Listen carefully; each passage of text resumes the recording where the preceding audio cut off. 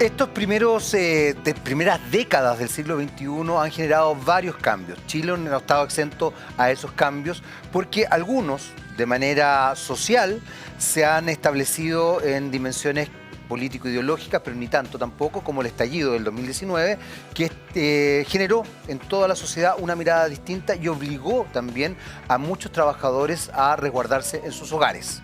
Lo digo por experiencia propia, me pasó en la universidad, yo tuve que empezar a hacer teletrabajo. Esto no quedó ahí. Después vino una pandemia a nivel mundial que nos obligó a todos a encerrarnos y el teletrabajo se estableció como una dimensión concreta y posible de desarrollarse en los ámbitos laborales. Esto develó muchas realidades, algunas complejas y otras buenas. Hoy día, una organización se encarga o está propiciando la posibilidad de que el teletrabajo sea un derecho para que tú, hombre, mujer, puedas desarrollarte desde tu hogar y puedas potenciar también el trabajo familiar. Vamos a estar hablando con ni más ni menos que quien promovió esta ley, este derecho, está promoviendo este derecho, pero además quien creó y se hace cargo de esta organización, donde más que acá, en lo personal, es político.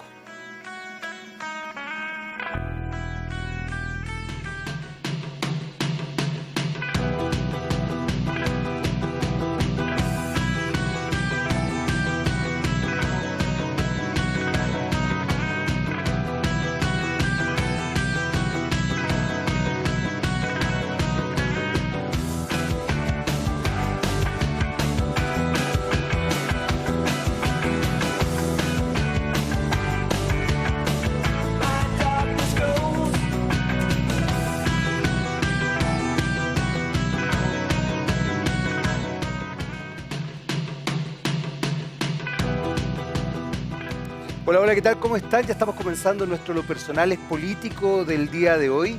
Y la verdad es que el tema que vamos a tratar tiene directa relación incluso con el nombre que tenemos, porque de alguna forma la idea del teletrabajo es algo que influye directamente a las relaciones que uno va estableciendo con los hijos, con la pareja, con el hogar y también con el trabajo. Relaciones laborales, pero también relaciones afectivas. Y vamos a estar conversando con Verónica Campino. Ella es la fundadora, socia y además una de las gestoras de... se me fue el nombre del proyecto. Yo Quiero Estar. Yo Quiero Estar, bueno, ya la escucharon en todo caso, que justamente potencia o promueve la posibilidad de la ley de teletrabajo. Vamos a estar hablando justamente de este tema. Pero también creo, y a la hora de empezar a hablar un poco de esto, me di cuenta de algo que me llamó mucho la atención y por eso quiero partir, Verónica, porque... me di cuenta que tenía como un sesgo de género el discurso de ustedes. ¿En qué sentido? No incorpora a los hombres. No, sí los incorpora. Y por ¿Cómo? eso, A mira, ver, explícame. de hecho, te voy a contar nuestra historia. ¿Ya? Nosotros partimos hace 1 año y medio y nos llamábamos Arriba Mamás Chile. ¿Ya? Que lo que buscaba era dar soluciones prácticas, sea públicas o privadas, a los problemas que viven las mamás hoy día en Chile. Perfecto. Y al poco camino, te diría yo 6, 7 meses, nos dimos cuenta que uno de los problemas que teníamos era que no incorporábamos a los hombres. ¿Ya? ¿Y cómo mientras... fue esa...? ¿Por qué se dieron cuenta de eso? ¿Va ir dando...? Nos dimos cuenta de eso primero que nada porque nos empezaron a plantear lo que tú me lo estás diciendo ahora. Si enfocamos esto solamente en las mujeres, no vamos a lograr la equidad de género, porque la equidad de género es hombres y mujeres. Y ahí decidimos incorporar hombres, y además que muchos hombres estaban tocando la puerta, decir, yo quiero participar de este movimiento, lo del teletrabajo, herramientas de conciliación, trabajo y familia, yo quiero estar con mi familia, nos decían hombres, padres, cuidadores, pero yo no puedo estar parte de un movimiento que tiene el nombre mamá, ¿te fijas? ¿Ya? Entonces ahí nos cambiamos el nombre y nos pusimos yo quiero estar. Y incorporamos a hombres. Lo que pasa es que, claro, las caras más visibles Son mujeres. son mujeres y fue una cosa que se fue dando natural. Nosotros partimos en redes sociales y las redes sociales son súper orgánicas. Entonces uno no lo planifica mucho, va pasando lo que va pasando. Pero eso no quita que el día de mañana puedan haber voceros hombres, que puedan participar más hombres. De hecho, dentro del equipo hay varios hombres. Cuéntame una cosa, ¿por qué nace esta iniciativa? Concretamente, porque de alguna manera me la estás dibujando un poquito con esto que pasó, me imagino, con la pandemia y todo eso, pero ¿cuál fue la motivación? ¿Fue una motivación personal? ¿Te pasó a ti? No sé si eres mamá. Sí, sí. Bueno, ¿te pasó a ti? ¿Le pasó a gente cercana? ¿Cómo fue esa idea? Yo tengo 4 hijos, tengo trillizas que ahora tienen 14 años. ¿Ya? Y a mí me pasó que cuando yo entré a la universidad, yo estudié comercial, yo estaba segura que todas estas brechas entre hombres y mujeres se acababan con nuestra generación. Ya. Nosotros éramos más mujeres que hombres en la universidad, nos iba mejor. Y dijimos, aquí se acabó esta desigualdad. Y la verdad es que no sentimos esas barreras mayores hasta cuando fui mamá. Y ahí lo sentí muy fuerte. Porque todo el mundo me miró a mi hijo cuando va a renunciar y sentí toda la presión y la responsabilidad que nadie, ¿cómo decirlo? Una responsabilidad que te llega, que tú dices, ¿por qué me llega a mí? Y la sociedad te dice, oye, eres la mamá, es lo que te toca, ¿cierto? Y eso a mí me marcó, no porque a mí no me hubiera gustado ser mamá, me encanta ser mamá, pero ese castigo a la maternidad en lo laboral, yo dije, esto es algo que no está bien. Y tú te das cuenta, conversando un poco en DAR, que no te pasa solamente a ti, pasa transversalmente en todos los lugares de Chile, en todas las regiones, en todas las ciudades. Entonces, esa fue una causa que siempre me ha motivado, y yo fui candidata a constituyente, no salí, pero lo que eso me marcó es decir, cómo hablarle a las personas el lenguaje que entiendan. Porque me di cuenta que uno de candidata habla como, y nadie le entiende nada. Entonces ahí salió la idea con un influencer que se llama Catalina Schroeder, que tiene una cuenta que se llama Más Sin Caos. Me dijo, oye, Vero, busquemos soluciones a las realidades de la mamá desde las redes sociales, porque ahí te puedes conectar con la gente. Y así partió esto, y súper orgánico, y hoy día ya, después la Cata siguió con su cuenta, y nosotros creamos la nuestra, que terminó tomando esta batalla del teletrabajo, que totalmente orgánico, que fue porque lo que la gente, las personas nos decían. Me acabas de decir, Verónica, dos cosas que me parecen interesantes de observar. Una es que efectivamente se te coartó por el hecho de ser mamá, sí, las posibilidades laborales.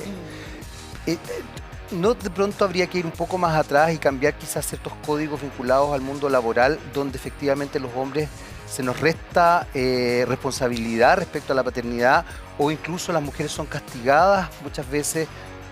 Entiendo que ya hay una ley de ISAPRES que donde a ustedes no se les castiga, digamos, por el hecho de ser mamá, pero a mí me pasó que me sorprendió mucho. Yo tengo 2 hijos.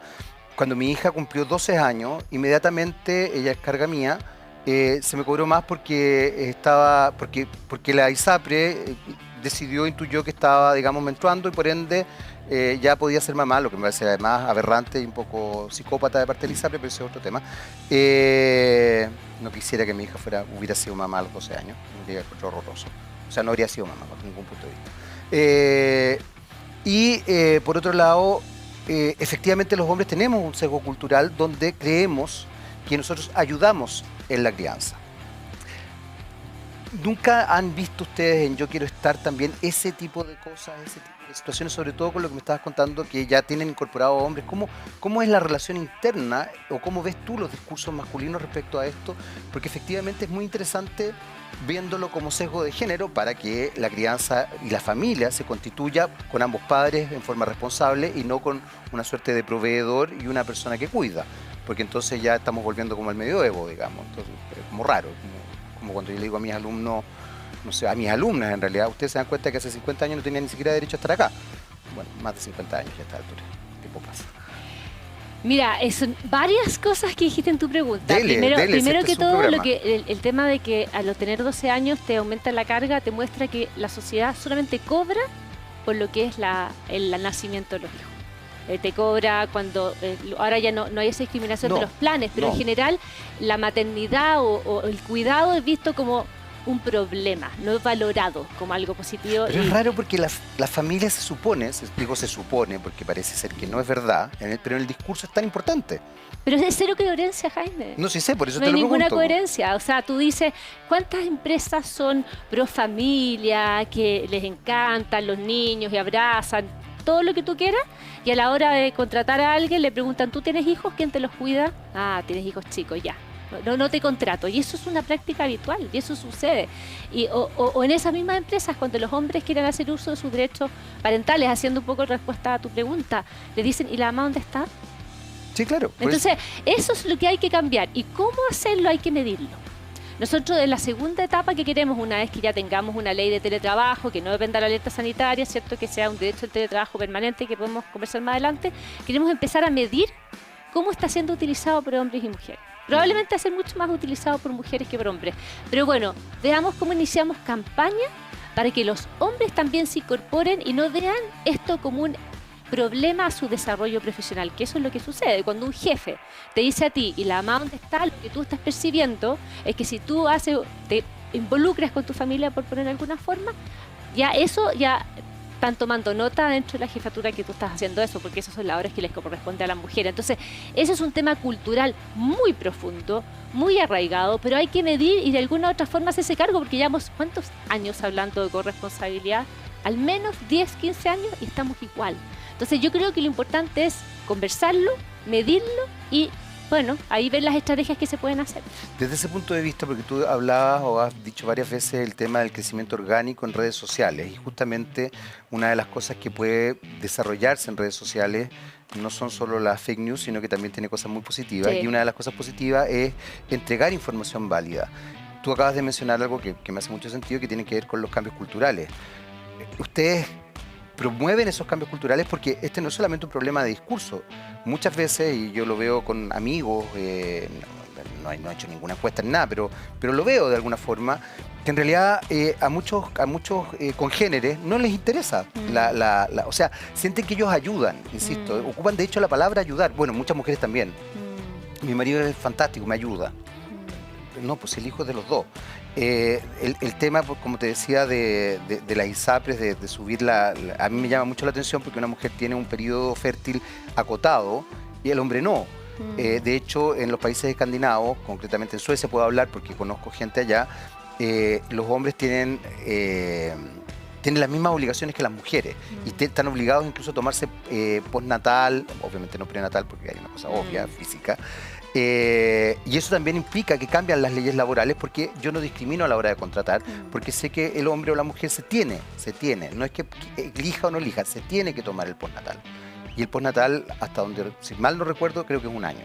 Entonces, hay una situación también que cambia ¿Han logrado ustedes comunicacionalmente establecer esa dimensión? ¿Cómo funcionan los hombres dentro de yo quiero estar en estos discursos? Me imagino que lo hablan, les interesa, ves que no les interesa, porque hasta el momento, por lo que leí, y aquí por favor corrígeme, y tú lo acabas de mencionar, probablemente sean más las mujeres las que tomen teletrabajo.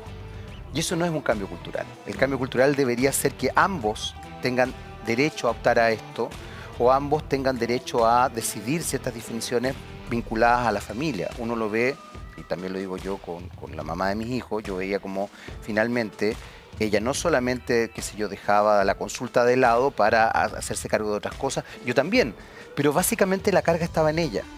O sea, yo me daba cuenta de eso, incluso en los lateros chats de los apoderados, se le hablaba a ella, más que a mí. O sea, ¿y todavía? Pues te digo, no estoy hablando de mi experiencia, mis hijos ya son grandes, tienen 26 y 19 años, o sea, ya están, afortunadamente ya no estoy en esos chats horrorosos. Entonces, yo sí. Lo lamento. Han mejorado, ayudándote a sentir. Entonces, claro, por eso te pregunto, ¿cómo se va estructurando esa situación? Que los cambios culturales son difíciles. Muy Ahora, complejo. lo que nosotros buscamos es que los cambios legales anticipen los cambios culturales. Hoy por hoy, el cambio cultural que estamos buscando es que se valore el trabajo no por donde tú estés trabajando, sino si estás haciendo no tu trabajo. Y por eso el derecho, la productividad. Y por eso decimos el derecho al teletrabajo, y una de las razones por la cual siempre pedimos que fuera un derecho es para que los hombres también lo puedan utilizar.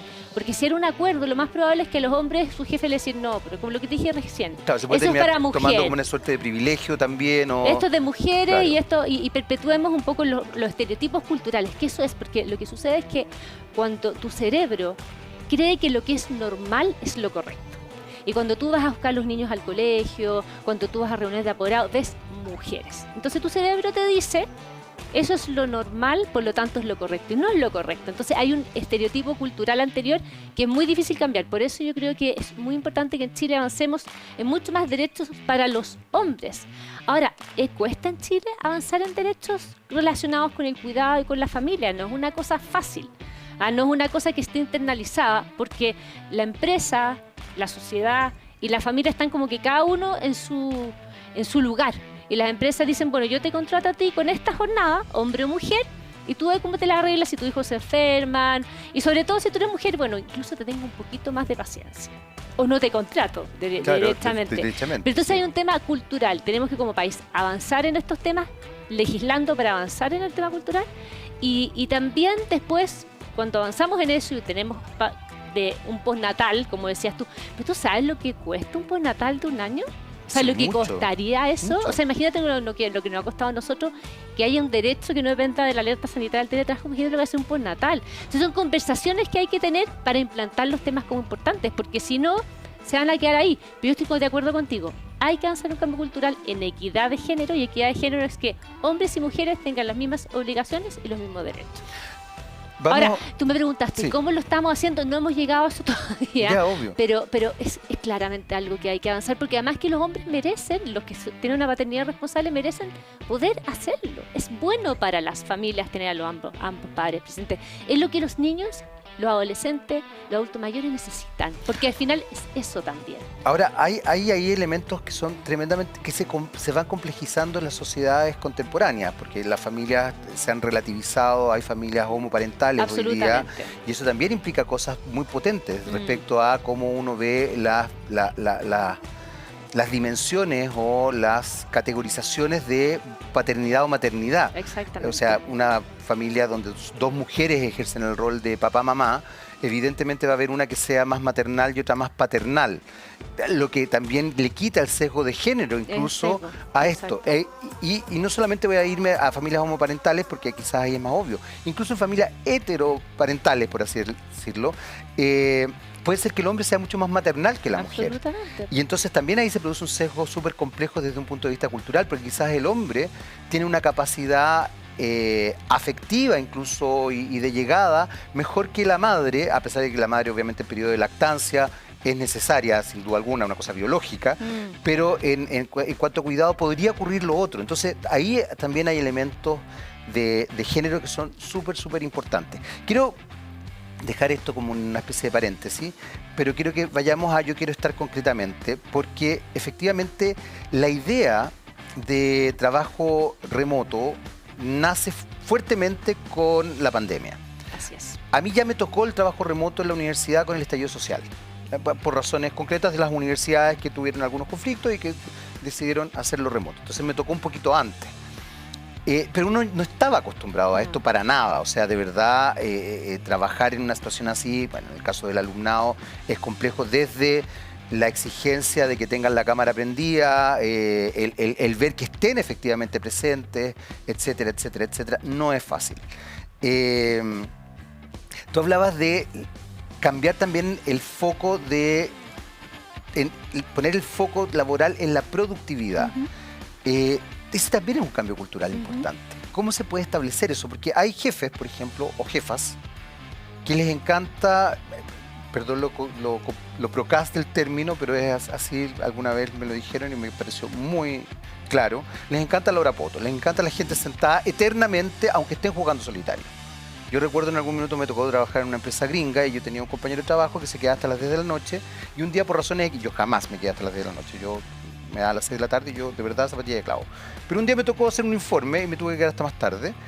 Y cuando me voy, incluso creo que un poco más tarde, llego y desde mi estacionamiento se veía la oficina de él. Y me doy cuenta que él está jugando solitario. Y me descoloqué bastante en realidad, porque no sé si era habitual.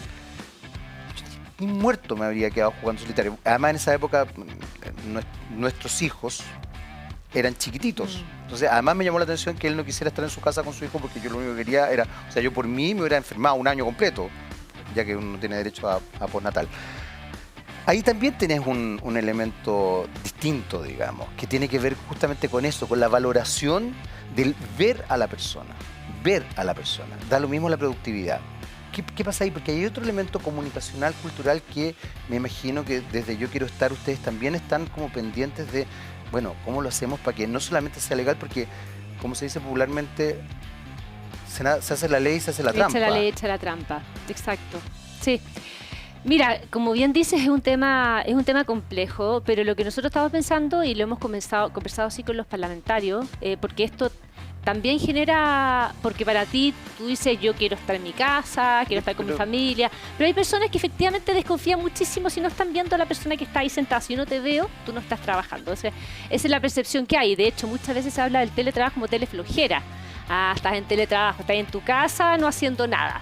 Entonces lo que nosotros queremos hacer en una segunda etapa es desarrollar herramientas. De hecho tenemos un equipo con una ingeniera estadística experta en todo lo que son mediciones, con un ingeniero informático, para poder desarrollar herramientas de instrumentos que las empresas y organizaciones puedan implementar, de cosas de medir el trabajo por mi productividad, no por donde yo esté. Y si una persona hace uso del derecho al teletrabajo y no está rindiendo, o para no decir rendir, no está cumpliendo las condiciones por las cuales fue contratada el trabajo que tenía que hacer, bueno, esa persona tendrá que volver a las condiciones originales, porque aquí es para lado y lado, ¿cierto? Lo importante es que las personas puedan tener el derecho de herramienta del teletrabajo, si eso te permite poder cuidar de mi familia, poder cuidar de mis hijos, poder estar.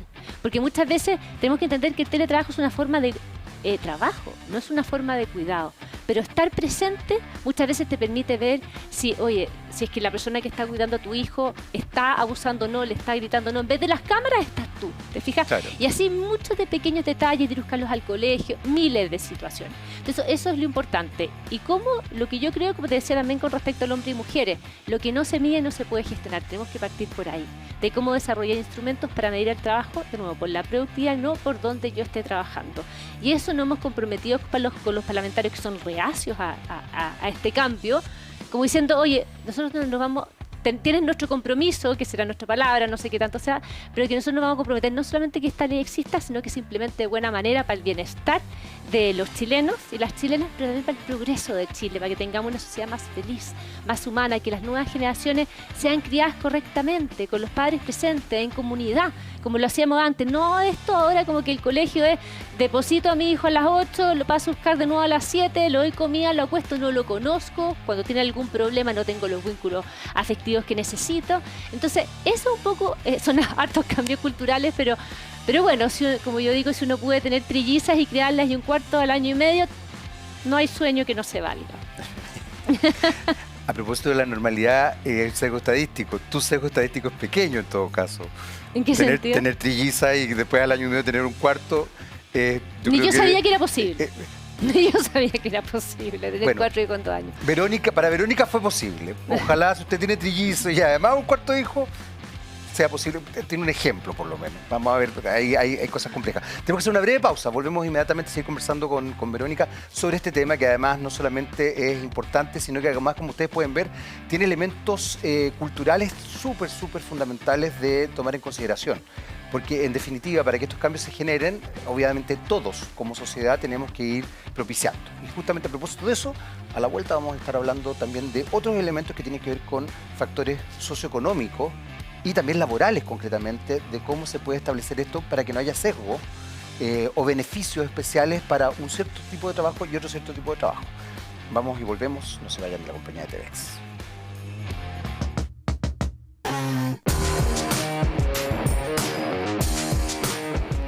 Muy bien, ya estamos de vuelta para nuestro segundo bloque. Acá en Lo Personal es Político estamos conversando sobre trabajo remoto, sobre una ley que en definitiva va a permitir que el trabajo remoto sea un derecho. Y para eso estamos con Verónica Espíndola, que fue la creadora de Yo Quiero Estar, y la fundadora, y también, bueno, hoy día una de las activistas, no sé cómo llamarlo, de esta organización.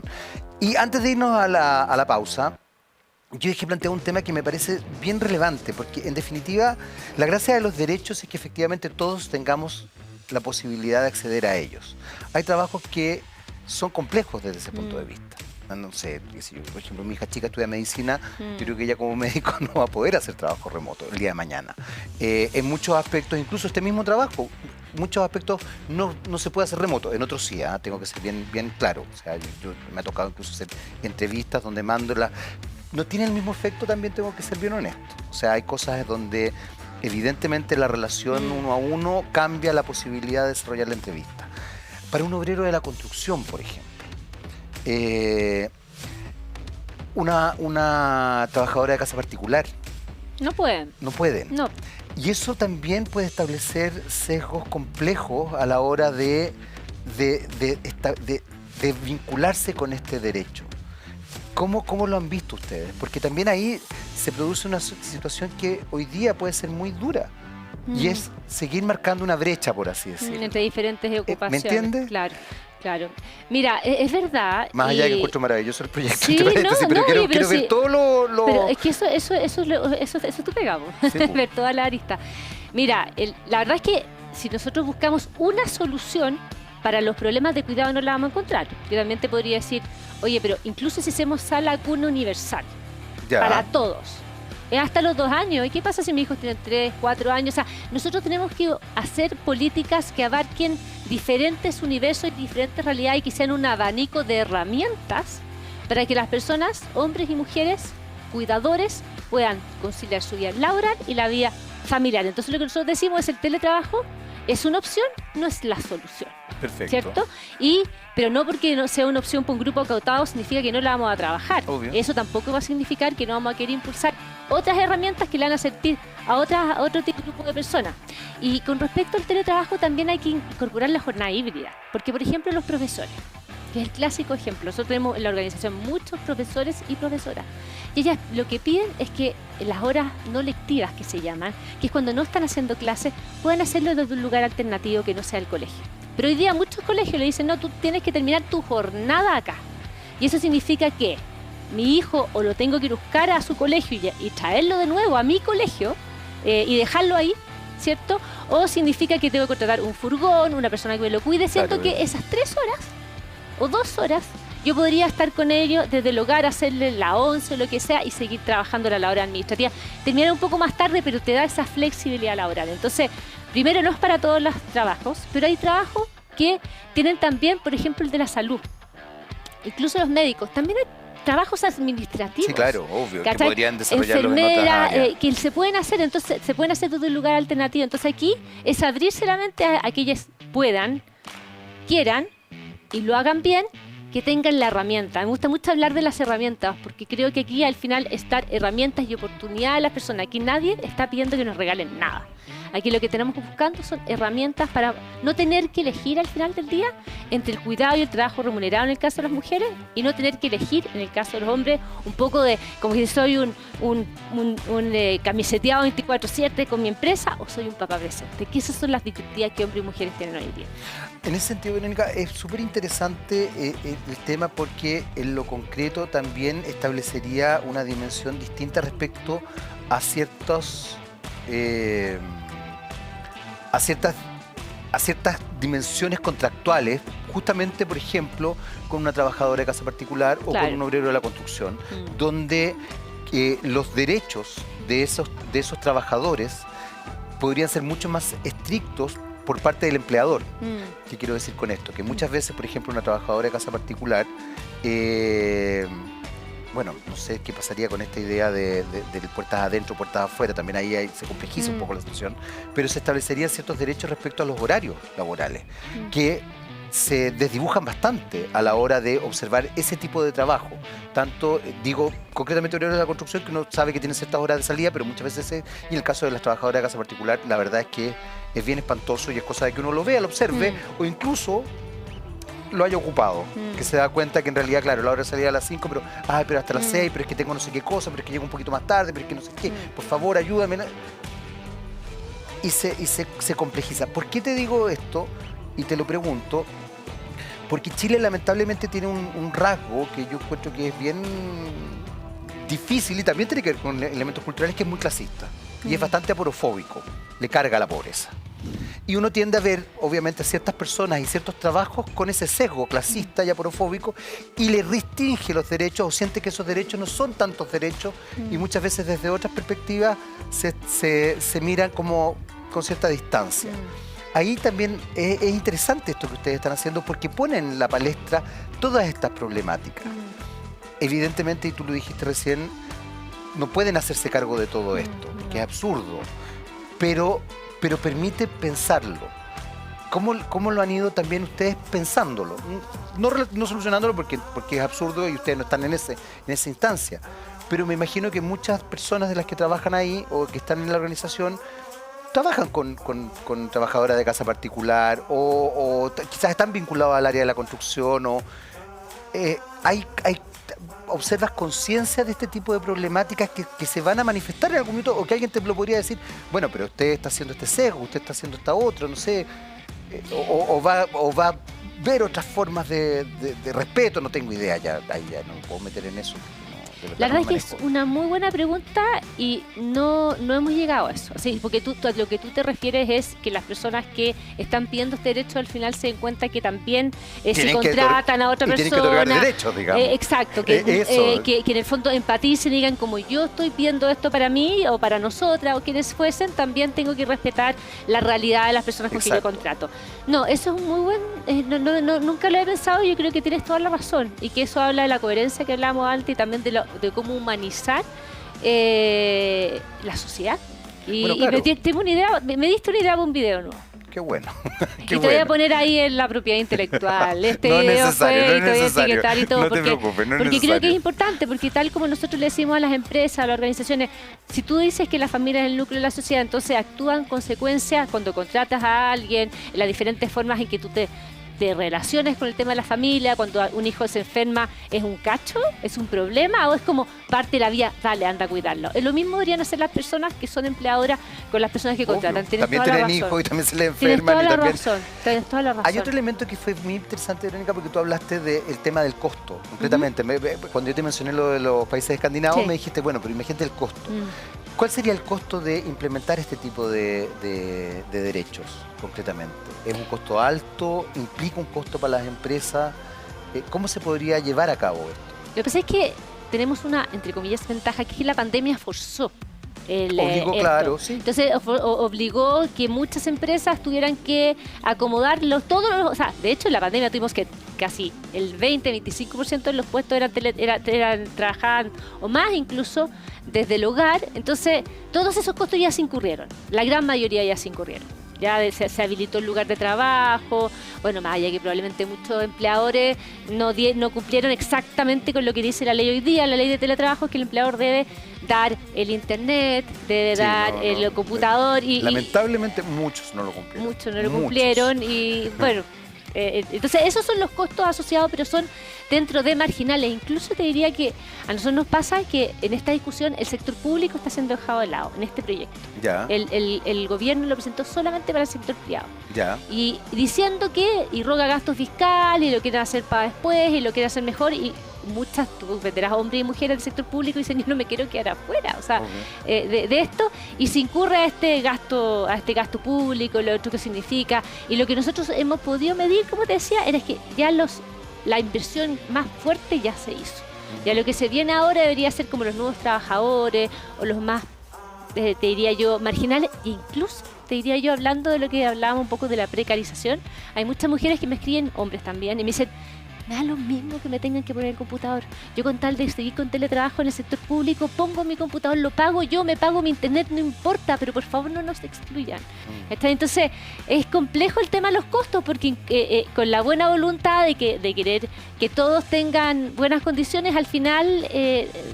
se puede explicarizarlo, entonces es todo un tema que hay ahí, pero yo te diría que al revés, no es como un subsidio, que eso es un costo claro por cada vez. Esto es como un costo inicial, una que inversión, después se prorratea que después tú puedes prorratear, e incluso tú puedes decir lo que me ahorro en oficina, lo que me ahorro ¿para qué hablar en transporte, cierto? No tener que estar movilizándome, lo que me ahorro en las horas de cuidado, nosotros todo eso lo estamos midiendo, son porcentajes importantes, así que yo creo que rayado para la suma no es tanto el costo, y eso yo creo que es uno de los principales beneficios que tiene en un momento como este poder implementar este proyecto.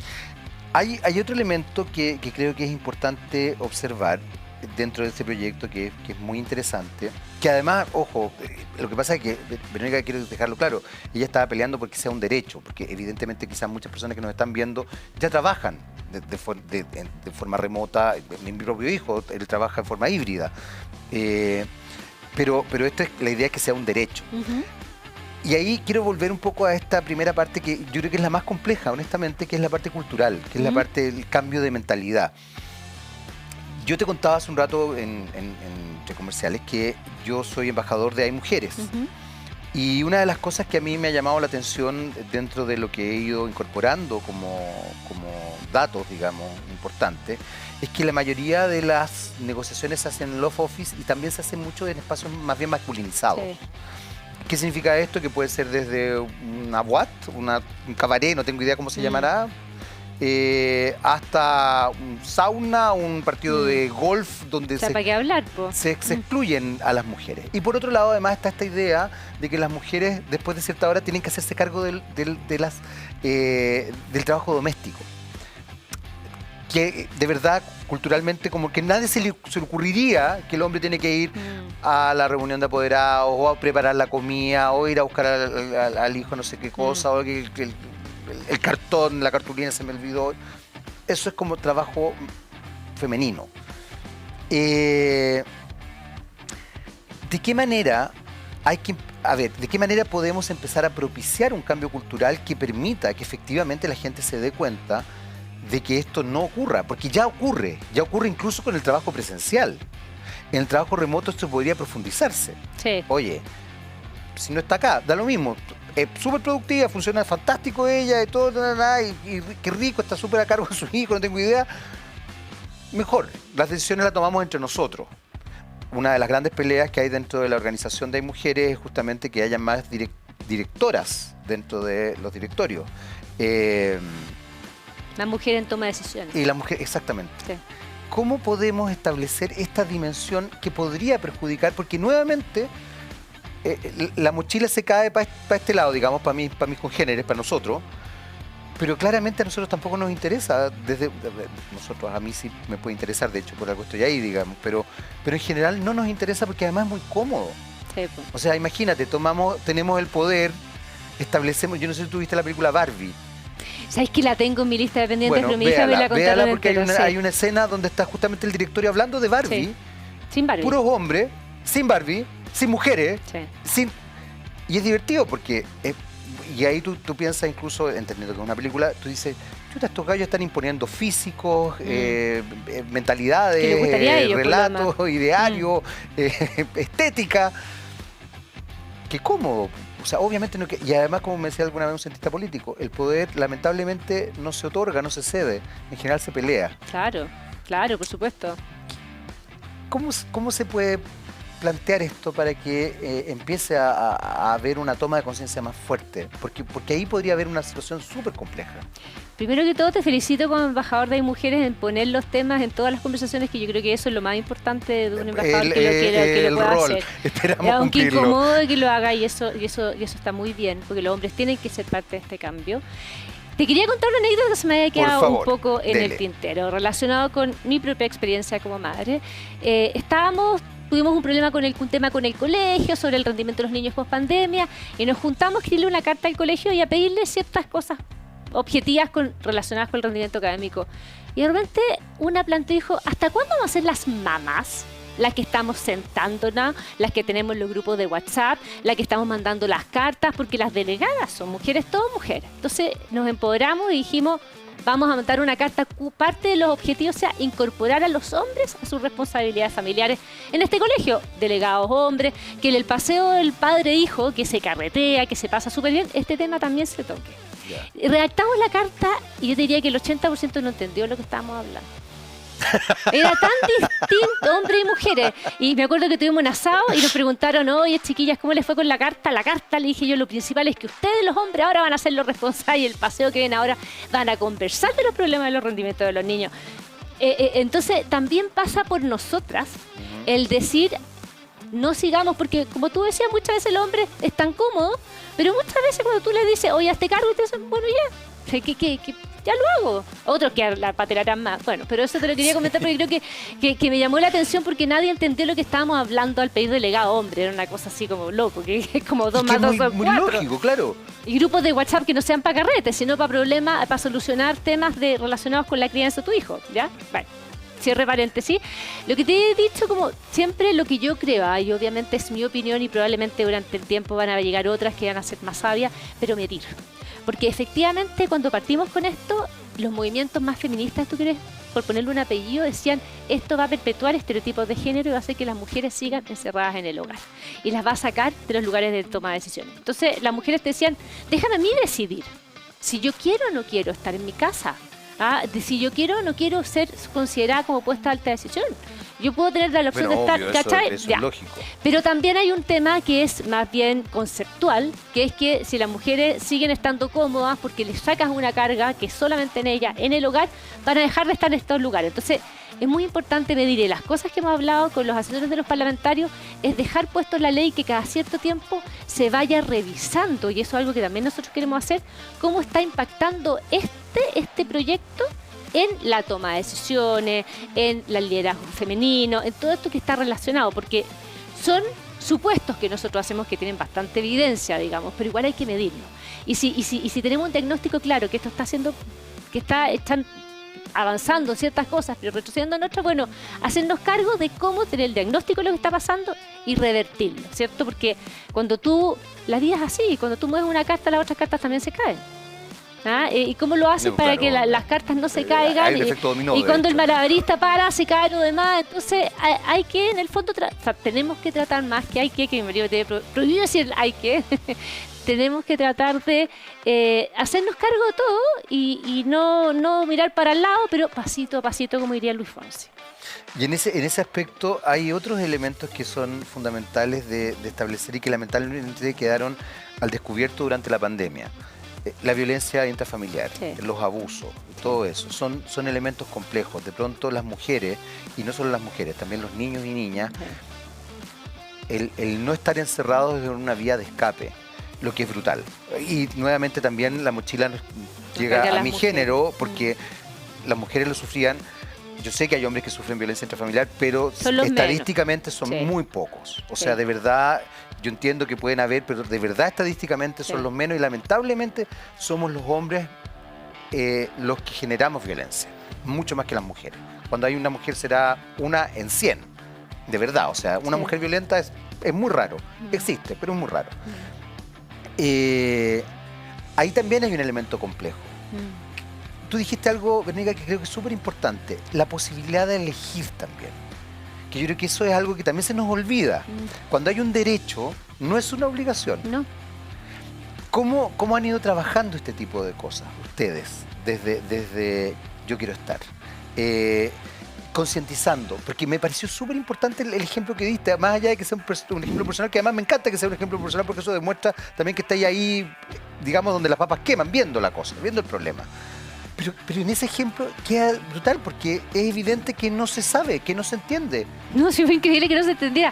Y es obvio, además es obvio. Claro, no entiendo esta cosa que los hombres tengan que ser delegados, que no entendí, o sea, claro, pero, y no con mala intención, no, por supuesto, pero es que es obvio. Mujeres. Por eso te digo, entonces, cuando uno se enfrenta a estas situaciones, ¿y por qué quizás le pongo tanto énfasis a la parte cultural? Porque durante toda esta conversación me has hablado de la cosa orgánica, de las redes sociales, del discurso, del relato, incluso me dijiste que ibas a hacer un video ahora, que me parece excelente. Pero me doy cuenta que ahí es donde tienes que empezar a generar o potenciar una suerte de cambio. Porque incluso en algún minuto durante la conversación me hablaste de lo complejo que era convencer a los parlamentarios también, o sea, de que ellos entendieran. Y si bien hoy día el Senado y la Cámara tienen cuotas de género, también muchas veces pasa que las mismas mujeres tienen un discurso muy masculino. Sí. Que eso es otro tema, o sea, no nos vamos a meter ahí por si acaso, pero que es otro tema, que efectivamente más allá de la genitalidad del ser humano, una persona puede ser muy masculina y de hecho de repente uno se puede enfrentar con una jefa que es un caballero. Y no me refiero en el actuar, ni tampoco en la forma, me refiero en la mentalidad. Sí. Cómo se ejercen los liderazgos también. Sí. Que ese es otro elemento que fíjate que la pandemia puso en el tapete, que fue muy interesante. Cómo se potenció el liderazgo femenino como algo más equitativo, más acogedor, más contenedor. Angela Merkel apareció con otra dimensión. La Jacinta Ardern con otra dimensión. Trudeau, un hombre también con un liderazgo femenino. El mismo Macron estableció ciertas dimensiones que eran llamativas, porque establecían otro liderazgo. Entonces, hay cosas que uno tiene que arraigar, pero claro, está mucho más posicionado el liderazgo, comillas, masculino, jerarquizado, de poner la pata encima o de ser más gritón, que además también es un tema. Tenemos que hacer una pausa, pero con esto termino, señor director.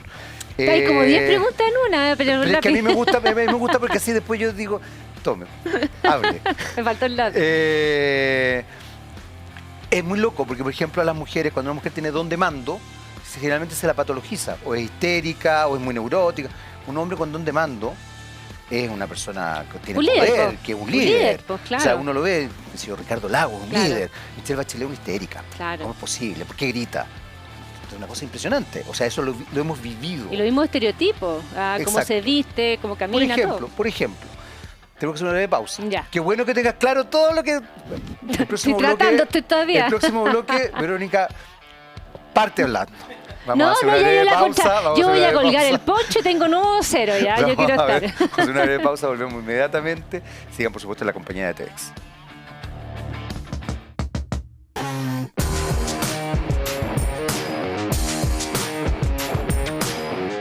Muy bien, ya estamos de vuelta para nuestro tercer y último bloque. Yo ya lo reconozco, pero esto es una conversación más que una entrevista, por si acaso. Entonces yo me entusiasmo. Pero la buena Verónica quedó con miles de ideas en la cabeza. Yo creo que las desarrolle. Que ella vea por dónde parte.